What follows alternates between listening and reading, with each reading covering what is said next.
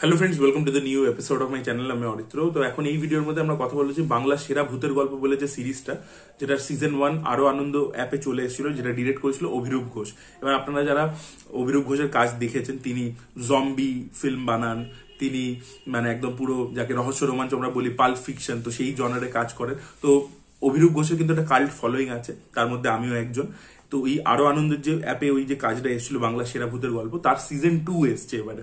ঠিক আছে, তো সিজন 2 এরও 3টে গল্প এখানেও থাকতে চলেছে। সিজন 1 এ যেমন 3টে গল্প ছিল, এখানেও 3টে বাংলার আর কি ক্লাসিক হরার গল্প, সেগুলোকে অ্যাডাপ্ট করা হয়েছে আজকের দিনের মতো করে। তো এই 3টেতে কিন্তু এবারে অভিরূপ ঘোষ ডিরেক্ট করেননি, তিনি লিখেছেন 3টে গল্পকে, কিন্তু তিনি ডিরেক্ট করেননি।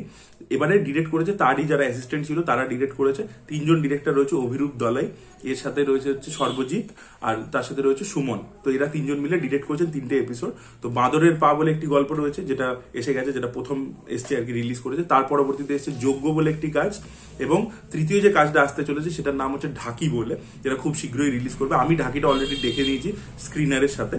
তো এই 3টে কাজ নিয়ে আমরা এই ভিডিওর মধ্যে কথা বলবো, যে কোনটা কিরকম লাগলো, এবং সিজন 1 এর মতো আলটিমেটলি সিজন 2টা হলো কিনা এবং আপনাদের দেখা উচিত কিনা, সেটা নিয়ে এই ভিডিওর মধ্যে আমরা কথা বলবো। আমার সব থেকে ভালো যে কাজটা লেগেছে সেটা হচ্ছে ঢাকি। ঠিক আছে, তো ঢাকি গল্পটাতে আমরা দেখতে পাচ্ছি একটা ফ্যামিলি একটা গ্রামে এসছে। তো তাদের মানে বনেদি পরিবার, সেখানে পুজো হয়।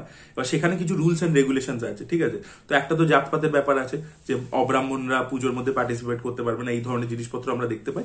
এবং সেকেন্ডলি যেটা দেখতে পাই, যে ওই পুজোর মধ্যে ঢাক প্লে করা হয় না, ঢাকের আওয়াজ মানে ঢাক বাজাচ্ছে, এই ব্যাপারটা হয় না। এবার কেন হয় না, তার কি ইতিহাস রয়েছে, এবং যদি কেউ ঢাকের আওয়াজ করে দেয় তাহলে কি হতে চলেছে, সেটা নিয়ে পুরো গল্পটা। তো এই গল্পটা কিন্তু আমার বেশ ভালো লেগেছে। তার কারণ হচ্ছে এখানে দুটো লেয়ার আছে, এখানে সাবটেক্সটটা খুব ইম্পর্টেন্ট, এবং গল্পটা যেভাবে শেষ হয় সেখানে কিন্তু একটা, এই যে আমি বললাম না, যে জাতপাত বা ধর্মের যে অ্যাঙ্গেলটা, সেটাকে একটা রাখা হয়েছে। ঠিক আছে, যে উঁচু জাত নিচু জাত, এই যে ব্যাপারটা, সেটাকে নিয়ে একটা কমেন্ট্রি আছে খুব সাটেল ভাবে, সেটা কিন্তু বেশ ভালো ছিল। প্রথম এই সাবটেক্সটটা খুব ভালো, এবং সেকেন্ড হচ্ছে এখানে হরার সিনগুলোকে যেভাবে ডিজাইন করেছে সেটা দেখবার মতো।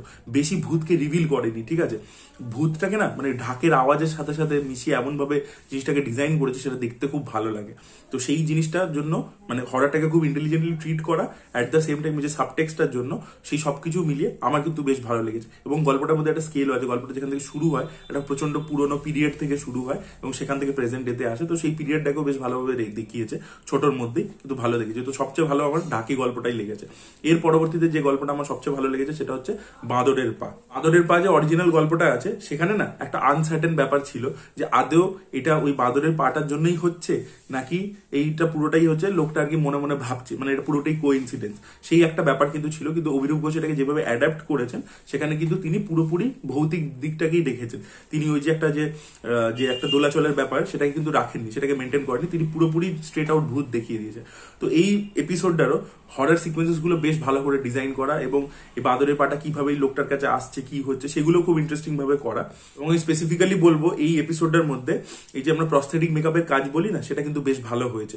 এবং হরার সিনটাকে, ওই যে বললাম যে প্রস্থেটিকের কাজ আমাদের এখানে বাংলা বাজেটে তো একটা লিমিটেশন আছে, তো সেটাকে আপনি কিভাবে ইন্টেলিজেন্টলি দেখাবেন, এবং লাইটের কাজ, সাউন্ডের কাজ, যেগুলো হরার কাজের মধ্যে খুব ইম্পর্টেন্ট হয়ে যায়, সেগুলোকে কিন্তু খুব বুদ্ধিবার সাথে করা হয়েছে, এবং আপনি গ্লুড হয়ে থাকবেন। আমার বাঁদরের পা এপিসোডটা যে প্রচন্ড ভয় লেগেছে তা নয়, কিন্তু বেশ ডিসেন্ট লেগেছে আর কি, ইন্টেলিজেন্ট ভাবে করা হয়েছে। তো কিন্তু এটার মধ্যে সাবটেক্সটের যেহেতু অভাব, যে অরিজিনাল গল্পটা থেকে যে ডেভিয়েশনটা করা হয়েছে, সেটার জন্য সাবটেক্সটটা কোথাও গিয়ে হারিয়ে যাচ্ছে।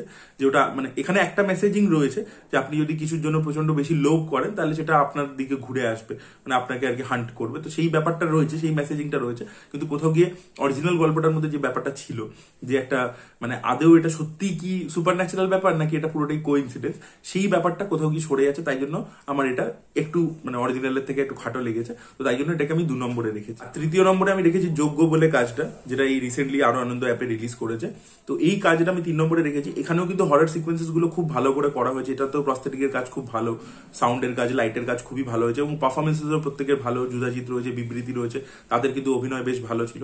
এবং প্রথম দিকে একটা ইরি অ্যাটমসফিয়ার তৈরি করে, যে পুকুরের ধারে মরা মাছ ভেসে আসছে, সেই ব্যাপারটা, তো সেই ইরি অ্যাটমসফিয়ারটাই কিন্তু তৈরি করতে পেরেছে, সেটা কিন্তু বেশ ভালো। এবং শুভদীপ নস্কর, যিনি ভাগ্যলক্ষ্মীরও ক্যামেরা করেছেন, তিনি এটা শুট করেছেন, তো তার কাজও কিন্তু বেশ ভালো ছিল। তো ওভারঅল সেগুলো দেখতে ভালো লাগছিল। বাট গল্পটা যেভাবে এন্ড হয়, খুব অবভিয়াস জিনিসেই এন্ড হয়, ঠিক আছে, গল্পটা আমাদেরকে কোনো শক ভ্যালু কিছু প্রোভাইড করতে পারে না, এবং এই গল্পটার মধ্যে কোনো সাবটেক্সট কিছু আমি অ্যাটলিস্ট নোটিস করতে পারলাম না। তো সাবটেক্সটের দিক থেকে একটু দুর্বল হয়ে গেছে, মানে সাবটেক্সট নেই।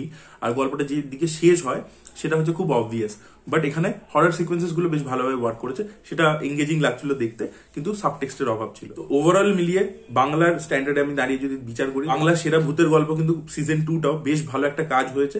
তবে ফার্স্ট সিজনটা ওটার যে গল্পের সিলেকশন গুলো ছিল সেই গল্পগুলো আরো বেশি দমদার ছিল, মেডেলের মতো গল্প ছিল, তারপর আরো একটি গল্প ছিল যেটা তনুশ্রী যে গল্পটা ছিল, সেই গল্পগুলো আমার মনে হয় অনেক বেটার ছিল এই গল্পগুলোর তুলনায়। তো এবং অভিরূপ ঘোষ যেহেতু নিজে ডিরেক্ট করেছিলেন এবং তার হরারের একটা এক্সপিরিয়েন্স আছে, তো সেই জন্য সেই সিজন 1-এর স্ট্যান্ডার্ডের হয়নি, বাট সিজন 2টা কিন্তু স্ট্যান্ডার্লোন হিসেবে দেখলে বেশ ভালো একটা কাজ হয়েছে। তো চাইলে আপনারা গিয়ে অবশ্যই দেখতে পারেন, আরো আনন্দ অ্যাপে স্ট্রিম হচ্ছে, আপনারা চাইলে অবশ্যই গিয়ে চেক আউট করুন। এবং আপনারা যদি দেখেছেন আপনাদের কি মতামত অবশ্যই কমেন্টে জানাতে পারেন। এই ভিডিওটা ভালো লেগে থাকলে লাইক করুন, শেয়ার করুন, চ্যানেলকে সাবস্ক্রাইব করতে ভুলবেন না। বাই।